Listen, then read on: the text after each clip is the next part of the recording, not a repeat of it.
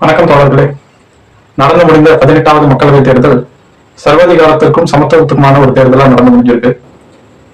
வீழ்த்தவே முடியாத சக்தி அப்படின்னு இந்த நாட்டுல எதுவுமே இல்லை, எல்லாமே ஒரு நாள் வீழ்ந்துதான் ஆகணும் அப்படிங்கிறத இந்த தேர்தல் நிரூபிச்சு காமிச்சிருக்கு. 18வது மக்களவைத் தேர்தலை பொறுத்த வரைக்கும் சர்வாதிகார எதேச்சதிகார போக்கோட பாரதிய ஜனதா கட்சி தான் பெருசு அப்படின்ற ஒரு எண்ணத்தோட இந்த 18வது மக்களவைத் தேர்தல் அணுகுச்சு. பிஜேபி தான் இந்த நாட்டிலேயே வீழ்த்த முடியாத மிகப்பெரிய சக்தி, நரேந்திர மோடி அப்படின்ற மிகப்பெரிய சர்வாதிகாரி, அவரை வீழ்த்தவே முடியாது அப்படின்னு எல்லாம் பேசிட்டு, மோடி வீழ்த்தவே முடியாத ஒரு மிகப்பெரிய சக்தி, மிகப்பெரிய தேசிய தலைவர் இப்படி எல்லாம் சொல்லிட்டு இருந்தாங்க.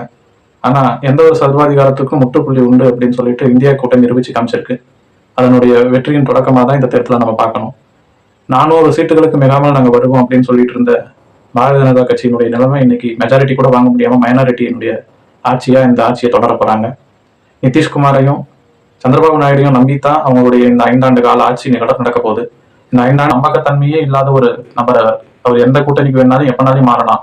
அதனால அவரை நம்பியெல்லாம் இவங்க இன்னும் 5 வருஷம் முழுமையா நிறைவு செய்வாங்களா அப்படின்றதெல்லாம் மிகப்பெரிய சந்தேகம். முக்து பாரத் அப்படின்னு சொல்லிட்டு இருந்த மோடியும் அமித்ஷாவும் இன்னைக்கு காங்கிரஸை கண்டு மிகப்பெரிய பதற்றத்திலையும் அச்சத்திலையும் இருக்காங்க. காங்கிரஸ் ஒரு மிகப்பெரிய சக்தியா என்று வளர்ந்து நிற்குது. ஜனநாயக சக்திகள் எல்லாம் ஒன்று சேர்ந்து மாநில கட்சிகள், சிறிய மாநில கட்சிகள் எல்லாம் ஒன்று சேர்ந்து மோடியை வீழ்த்தணுன்ற குறிக்கோளை முன்வச்சு இந்தியா கூட்டணியை உருவாக்கி அந்த கூட்டணியினுடைய நம்பகத்தன்மையை மக்களிடையே விதைச்சு இன்னைக்கு இந்த அளவு மிகப்பெரிய 235 சீட்டுகளுக்கு வாங்கியிருக்காங்க அப்படின்றதே ஒரு மிகப்பெரிய வெற்றி தான். ஜனநாயகத்தினுடைய தங்களுடைய வெற்றி கணக்கு இந்தியா கூட்டணி தொடங்கியிருக்காங்க. கண்டிப்பா கூட்டணியினுடைய ஆட்சி கண்டிப்பா அமையும். பொறுத்திருந்து மோடிக்கு எதிர்ப்பலையே இல்ல, ஈஸியா இன்னொரு முறை 3வது முறையா மோடி பதவியேற்பார் அப்படின்னு எல்லாம் சொல்லிட்டு இருந்தாங்க.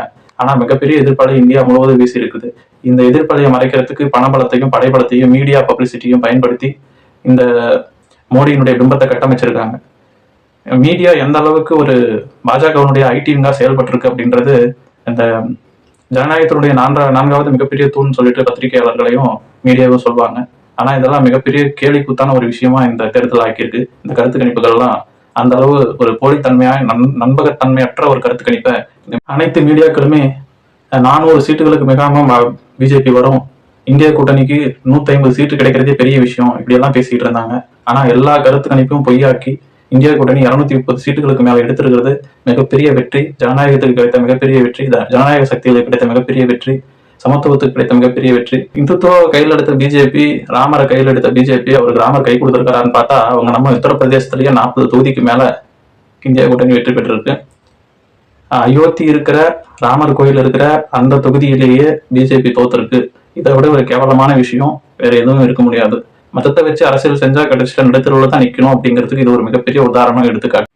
மோடியே கிட்டத்தட்ட 1.5 லட்சம் வாக்குல தான் ஜெயிச்சிருக்காரு. 1ல இருந்து 6 சுற்று வரைக்கும் பின்தங்கிய நிலையிலே தான் இருந்திருக்காரு. இது அவருக்கு மிகப்பெரிய தோல்வி. பர்சனலா பார்த்தோம்னா மோடிக்கு இது மிகப்பெரிய தோல்வி. இது வரைக்கும் அவர் கூட்டணி ஆட்சிக்கு பழக்கப்பட்ட ஒரு ஆளே கிடையாது. ஆனா இந்த முறை அவர் கூட்டணி ஆட்சிக்கு நிர்பந்திக்கப்பட்டிருக்கிறார். கடந்த 10 வருஷமா தனித்துவமாவே தன்னிச்சையாவே செயல்பட்ட ஒரு ஆளால கூட்டணி ஆட்சியை நடத்த முடியுமா அப்படிங்கிறது மிகப்பெரிய கேள்விக்குறி.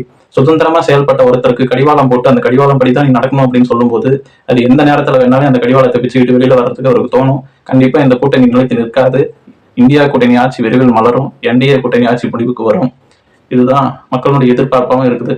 மோடியையும் சர்வாதிகாரத்தையும் விரும்பாமல் ஜனநாயக சக்தி மத்தியில் ஆட்சி அமைக்க வேண்டும் என்று விரும்பி வாக்களித்த அனைத்து வாக்காளர் பெருமக்களுக்கும் நன்றியும் பாராட்டுகளையும் வாழ்த்துக்களையும் தெரிவித்துக் கொள்கிறோம். அதேபோல் தமிழ்நாடு எப்பொழுதும் ஒரு தனித்துவமான மாநிலம். தமிழ்நாட்டில் காவி மையத்தை கொண்டு வரலாம் என்று நினைப்பவர்களின் எண்ணம் ஒருபோதும் பலிக்காது. தமிழ்நாடு திராவிட மண், பெரியாரின் மண். தமிழ்நாடு காவியை ஒருபோதும் ஏற்றுக்கொள்ளாது. தாமரை இங்கிருக்கும் கூவத்தில் கூட மலராது என்று ஒவ்வொரு முறையும் செருப்பில் அடித்தாற்போல் நிரூபித்துக் கொண்டே இருக்கும் தமிழக மக்களுக்கும் வாக்காளர் பெருமக்களுக்கும் நன்றியை தெரிவித்துக் கொள்கிறோம். அதே போல் குறிப்பாக கோயம்புத்தூர் மக்களுக்கும் நமது நன்றியையும் பாராட்டுகளையும் தெரிவித்துக் கொள்கிறோம். எப்பொழுதும் பெரும்பான்மையா ஒரு கருத்து எப்பயுமே நிலவிட்டே இருக்கும் மக்கள் கிடையாது. வட இந்தியாவில் எப்பொழுதும் இந்துத்துவ சக்திகளுக்கு தான் ஓட்டு போடுவாங்க, பாரதிய ஜனதாவுக்கு தான் அதிக வாக்கு கிடைக்கும் அப்படின்னு சொல்லிட்டு ஒரு மித்து இருந்துச்சு. அது இந்த முறை தேர்தலில் உத்தரப்பிரதேச மக்களும் ராஜஸ்தான் மக்களும் தோல்வியுறுத்தி காமிச்சிருக்காங்க. அதெல்லாம் இங்க கிடையாது, நாங்களும் சிந்திச்சு ஓட்டு போடுற வாக்காளர்கள் தான் அப்படின்னு அவங்களுடைய வாக்குகளை இந்த முறை செலுத்தியிருக்காங்க. அவங்களுக்கும் நம்மளுடைய வாழ்த்துக்களை தெரிவித்துக் கொள்கிறோம். ஜனநாயக சக்திகளை ஒன்றிணைத்து இந்த வெற்றியை பெற்று தந்து இருக்கிற அனைத்து கட்சி தலைவர்களுக்கும் நம்மளுடைய வாழ்த்துக்களும் பாராட்டுகளும். இன்னும் மென்மேலும் அவங்களுடைய முயற்சியை கைவிடாமல் தொடர்ச்சியாக மத்தியில் ஆட்சி அமைக்கும் வரை, ஜனநாயக சக்தி மத்தியில் ஒரு பிரதமரை உருவாக்கும் வரை தொடர்ச்சியாக போராட வேண்டும் என்று வேண்டுகோளை விடுத்து 18வது மக்களவைத் தேர்தலில் வாக்களித்த ஜனநாயக சக்திகளுக்கு, குறிப்பாக ஜனநாயக சக்திகளுக்கு வாக்களித்த இந்துத்துவ அலைகளுக்கு எதிராக வாக்களித்த, சமத்துவம் மலர வேண்டும் என்று வாக்களித்த அனைவருக்கும் நன்றி, வணக்கம்.